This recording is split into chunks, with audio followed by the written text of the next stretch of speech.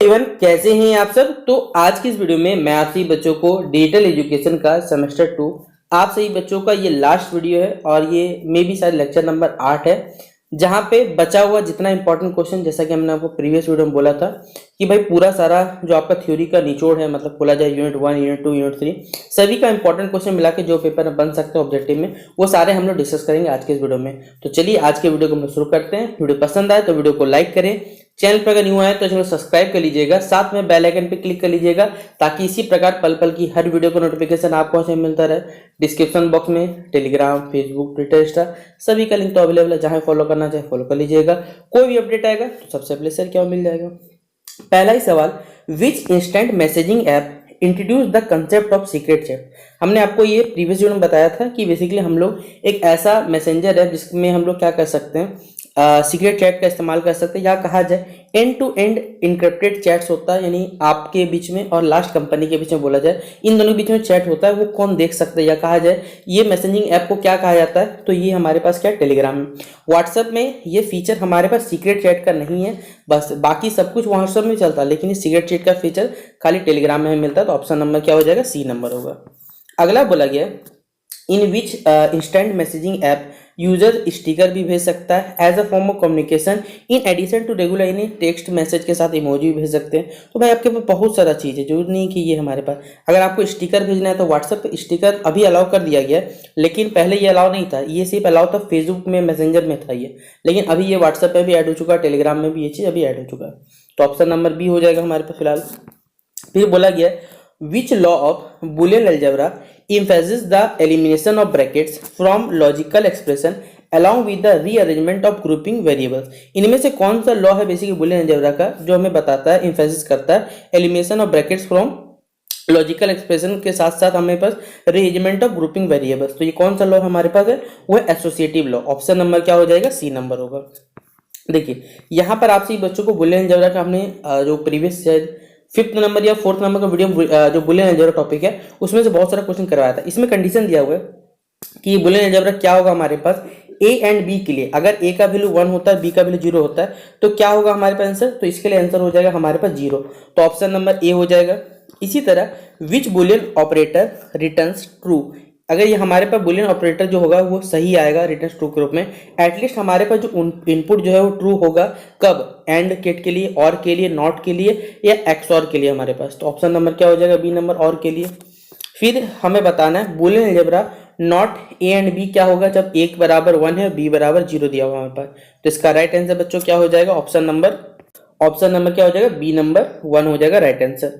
फिर अगला De Morgan से देखिए सवाल पूछा जाएगा। तो डी मॉर्गन स्टेटमेंट हमने आपको बताया था कि डी मॉर्गन स्टेटमेंट क्या है कि नॉट ए एंड बी बराबर क्या होता है, नॉट ए और नॉट बी हो जाता है। ऑप्शन नंबर सी टिक कर लीजिए सही जवाब। फिर अगला है what is the complement of the Boolean algebra. Boolean जो अलजेब्रा वैल्यू अगर 1 आता है हमारे पास तो इसका कॉम्प्लीमेंट क्या होता है, वो होता है 0। ऑप्शन नंबर क्या हो जाएगा, ए नंबर इसका राइट आंसर होगा। The output of a not gate is always, जो आउटपुट है बेसिक नॉट गेट का वो हमेशा क्या होता है, इनपुट की तरह सेम होता है, इनपुट का अपोजिट होता है, या डबल होता है इनपुट का, या फिर 0 होता है। तो क्या होता है, नॉट गेट का जो आउटपुट होता है हमारे पास वो इनपुट का अपोजिट होता है। The opposite of the input क्या हो जाएगा, ऑप्शन नंबर बी इसका राइट आंसर। अगला है what is the result of the Boolean algebra. यहाँ पर ए एक्सऑर हमारे पास बी है, ए बराबर 1 रखना है, बी बराबर 1 रखना है, तो क्या होगा, तो इसमें आंसर आ जाएगा 0। ऑप्शन नंबर ए होगा। अगला है आइडेंटिटी एलिमेंट बताना है हमारे पास एंड ऑपरेशन के लिए बुलियन अलजेब्रा में, तो वो क्या हो जाएगा, 1 हो जाएगा।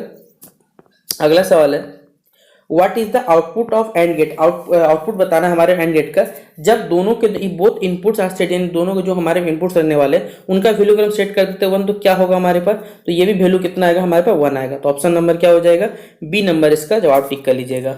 अगला सवाल है what is the output of और गेट इफ दोनों के दोनों आउटपुट इनपुट जो रहने वाला हमारे पास अगर 0 रखेंगे तो यहाँ पर आउटपुट क्या आएगा हमारे पास, 0 आएगा। तो ऑप्शन नंबर ए ही हो जाएगा राइट आंसर।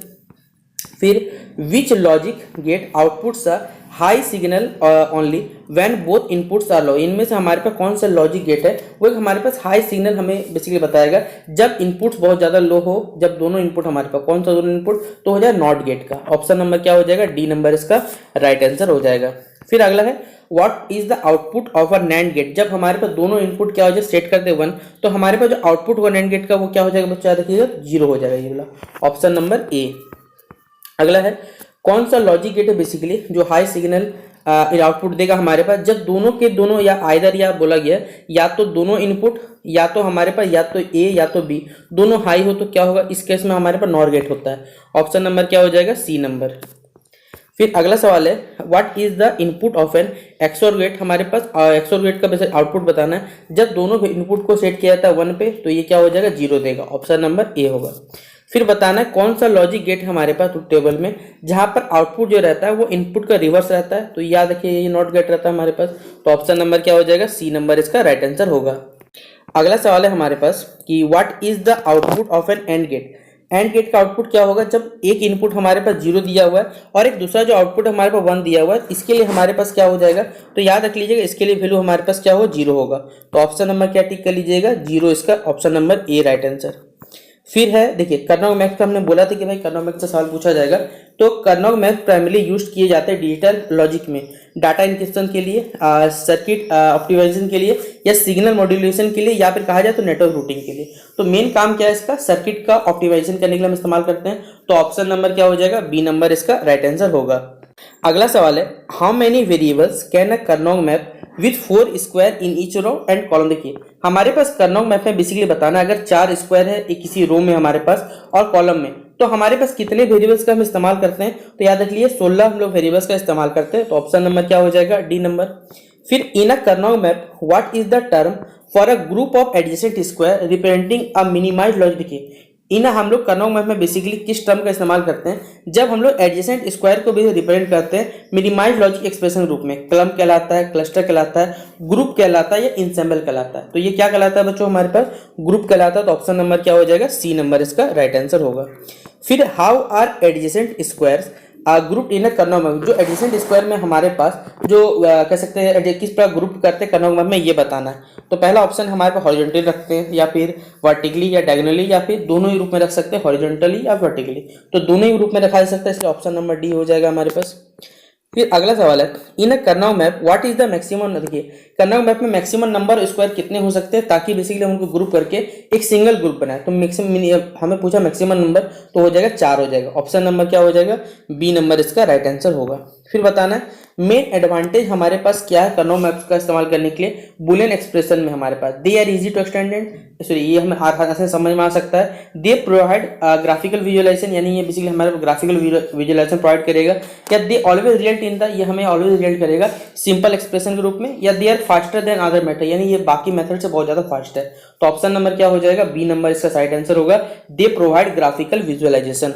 फिर अगला सवाल है विच ऑफ दीज हमें बताना है PowerPoint feature would allow any user to create a given simple presentation quicker। देखिए इनमें से कौन सा हमारे पास PowerPoint का फीचर है जो किसी भी यूजर को बेसिकली अलाउ करेगा कि आप एक सिंपल प्रेजेंटेशन जल्दी बना सकते हैं। Animation, chart wizard, transition wizard या फिर ऑटो कंटेंट विजार्ड। तो इसका राइट आंसर क्या हो जाएगा, ऑटो कंटेंट विजार्ड पे जाइएगा तो डायरेक्टली क्या करेगा, आपको अलाउ करेगा कि आप बेसिकली क्या कर सकते हैं, एक सिंपल प्रेजेंटेशन जल्द से जल्द तैयार कर सकते हैं। तो ऑप्शन नंबर क्या हो जाएगा, ऑटो कंटेंट विजार्ड इसका राइट आंसर होगा। फिर अगला है the file that consist of ready-made styles that can easily use for our presentation is known as। हमारे पे फाइल कौन सा बेसिकली बताना है जो बेसिकली रेडीमेड स्टाइल के रूप में बना हुआ रहता है, जिसका हम इस्तेमाल कर सकते हैं प्रेजेंटेशन में। तो प्री फॉर्मेटिंग हो गया, टेम्पलेट, तो देखिए टेम्पलेट ही वो बना हुआ चीज है, बस उसमें थोड़ा सा एडिटिंग कर देते काम हो जाता है हमारे पास। तो ऑप्शन नंबर क्या हो जाता है, B number. A powerful design template is stored in any file with extension। एक पावरफुल डिजाइन टेम्पलेट में हम किसी इस फाइल को स्टोर कर सकते हैं, किस एक्सटेंशन, तो .pot, .ptt, फिर डॉट हमारे पास क्या हो जाए DTP या फिर .ppt। तो ऑप्शन नंबर क्या हो जाए, .pot, ऑप्शन नंबर ए। फिर बोला गया है which of these option in PowerPoint would allow to carry out any set of slides from a given computer। देखिए इनमें से कौन सा ऑप्शन हमें बताना है, बेसिकली PowerPoint में आप इस्तेमाल कर सकते हैं ताकि आप किसी भी स्लाइड को बेसिकली कैरी कर सकते हैं एक कंप्यूटर से दूसरे में जाने के लिए हमारे पास। तो वेब एंड गो पे या फिर pack and go, save and go या सेव एस, तो ये पैक एंड गो हो जाएगा इसका राइट आंसर। अगला है which of this is a type of sound file. इनमें से कौन सा जो हमारे पास एक साउंड फाइल है, that file, log file, DRV file या वेब फाइल। तो ये हो जाएगा हमारे पास बच्चों क्या, web file, option number D. अगला है इन द करंट प्रेजेंटेशन, आप जो वर्तमान पाली प्रेजेंटेशन तैयार कर रहे हैं, if you want to insert, अगर आपको न्यू स्लाइड क्लिक करना है तो आप कौन सा ऑप्शन पे जाओगे, तो भाई कंट्रोल+M पे जाएंगे हम लोग। तो ऑप्शन नंबर क्या हो जाएगा, सी नंबर इसका राइट आंसर होगा। अगला सवाल है which of this term do we use when we use in an image in a clip art changes the direction that was originally facing. देखिए इनमें से कौन सा ऑप्शन का हम इस्तेमाल करते हैं, बेसिकली बताना है, टर्म का इस्तेमाल करते हैं जब हम इमेज को क्या करते हैं, क्लिप आर्ट से बेसिकली चेंज किया जाता है डायरेक्शन को चेंज करने जो कि ओरिजिनल फेस कर रहा है हमारे पास। तो मिरर, रोटेट या फिर फ्लिप करना या फिर ग्रुप, तो ये क्या कहलाता है हमारे पास, रोटेट करना कहलाएगा। तो ऑप्शन नंबर क्या हो जाएगा, डी नंबर इसका राइट आंसर होगा। तो ये बच्चे हुए टोटल 32 क्वेश्चन थे आप सही बच्चों के लिए स्लाइड में, वो भी कंप्लीट हो गया। अब आप सही बच्चों को देखिए हमने पूरा ऑब्जेक्टिव जो कि आपके सिलेबस में दिया हुआ था वो कंप्लीट कवर करवा दिया है। अब आप सही बच्चे आराम से पेपर देना जा सकते हैं। बाकी जिस भी बच्चे को देखिए ये कुछ लॉजिक समझ नहीं आया होगा लॉजिक गेट वाला, तो आप इंटरनेट पे इस्तेमाल करके लॉजिक गेट को जरूर पढ़ के जाइएगा, ये मैं आपको बताऊंगा। ठीक है, तो चलिए मिलते हैं नेक्स्ट वीडियो पे। वीडियो पसंद आया तो शेयर कर दीजिएगा। मिलते हैं नेक्स्ट वीडियो पे, तब तक के लिए जय हिंद, जय भारत।